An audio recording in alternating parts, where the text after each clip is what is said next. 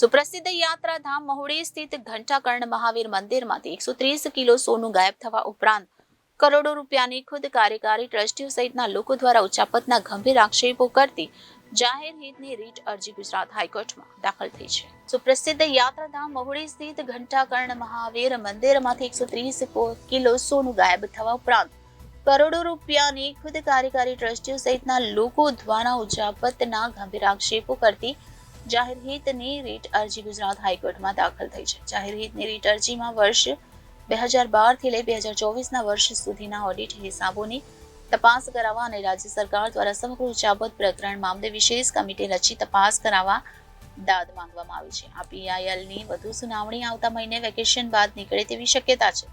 શ્રી ઘંટાકર્ણ મહાવીર મંદિરનો વહીવટ અને સંચાલન સુચારુ રૂપે થાય તે હેતુસર પબ્લિક ડોમેનમાં તમામ હિસાબો સ્પષ્ટ કરવા પણ પિટિશનમાં માંગ કરાઈ છે. અરજદાર જયેશ બાબુલાલ મહેતા તરફથી કરાયેલી પીઆઈએલમાં મંદિરની હાલની રચાયેલી કમિટી ગેરકાયદે અને બની બેઠેલ સભ્યોની હોવાનો પણ આરોપ લગાવવામાં આવ્યો છે. મંદિરની કમિટીના સભ્યો દ્વારા 2016માં નોટબંધી દરમિયાન 20% કમિશનથી જૂની નોટ બદલી ગેરરીતિ આચરાઈ હોવાની ફરિયાદ પણ અરજદાર દ્વારા તથા અન્ય દ્વારા સંબંધિત સત્તાવાળાઓ સમક્ષ કરાઈ હતી. આદર્શ કોઓપરેટિવ બેંકના કૌભાંડી ચેરમેન મુકેશ મોદીના પૈસામાંથી 65 કિલો સોનું ખરીદાયું અને મેનેજમેન્ટ કમિટીના સભ્યોએ પોતાની પાસે રાખી મૂક્યું છે.